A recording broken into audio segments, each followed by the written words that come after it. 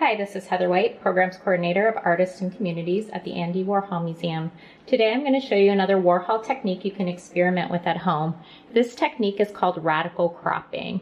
Radical cropping is extreme cropping, so it's taking an image with a camera and cropping in on the image so drastically that you're sort of changing the nature of the image. Warhol used radical cropping to transform everyday objects into works of art.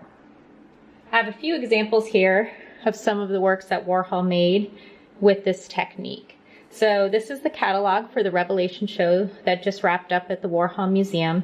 And on the cover here, there's a very close-up, radically cropped image of a Last Supper figurine.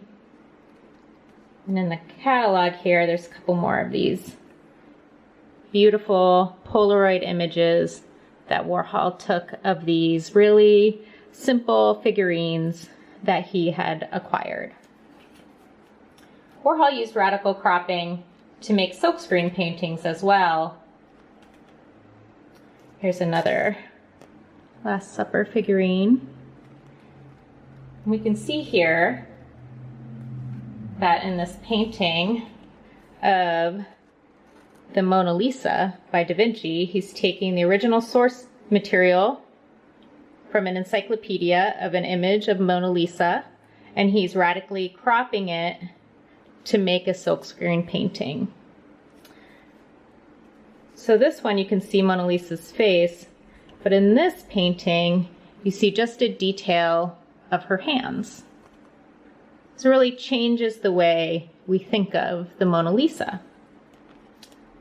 Warhol also did a series of details of Renaissance paintings where he cropped in very closely to different details of different Renaissance paintings. So here's a close-up of Annunciation by Da Vinci, and it's really just focusing in almost on the background of the image. You see the figure's hands, but you're sort of focused in on this landscape that Warhol has used his pop colors on.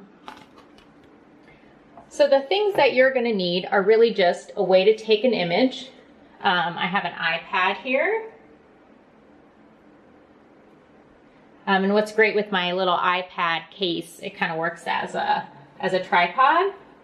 I don't actually have a smartphone, I have a flip phone, but I'm able to take pictures with this phone, and I actually kind of like the way the pictures turn out. So what I typically do is take the picture, and since I don't have like Wi-Fi on this phone, I'll like email it to my partner, and then I'll text it to my partner, and then he can email it back to me. So hopefully you have some way to take an image. Maybe you have a Polaroid camera at home. Those work great too. Some objects from your house. So I just have some things that were on my dresser. I have some little figurines. I have some markers and some pens. I have a little plant. I actually have a deer antler. And if you have a way to set up a lighting situation, that can be fun too. So I had a desk lamp in my basement, so I can kind of play with lighting my images.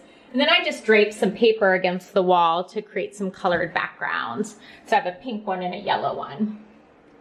So what you're gonna do, I'm gonna turn this light off just so you can see better, is I have this white pine tree that's kind of fun. Figure out how to maybe get less of a shadow. Maybe I'll put one of these figures in here. Kind of like that. I'll light it. So on this iPad, I'm actually hooked up directly wirelessly to this printer. If you don't have a printer at home, that's fine. You can just share these images on social media. I think it's fun to take really personal objects, maybe a piece of jewelry that someone gave you, and you can almost tell a story by arranging these objects and using this radically cropped technique.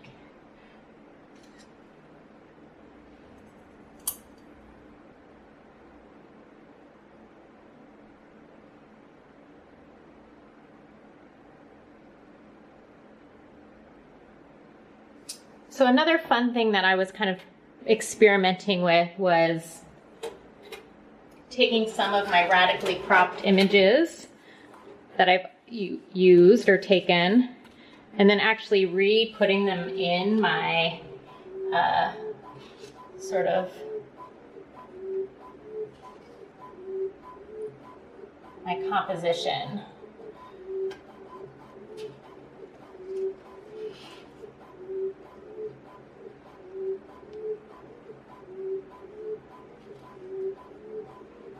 So I like being able to add sort of objects and play with sort of multiplying them by sort of re-adding the pictures in here. So you can also play with depth in a really fun way.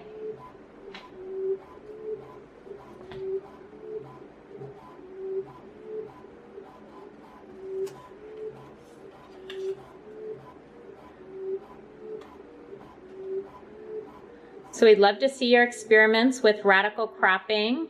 Share with us with the hashtag WarholMakingIt, and have fun trying this at home.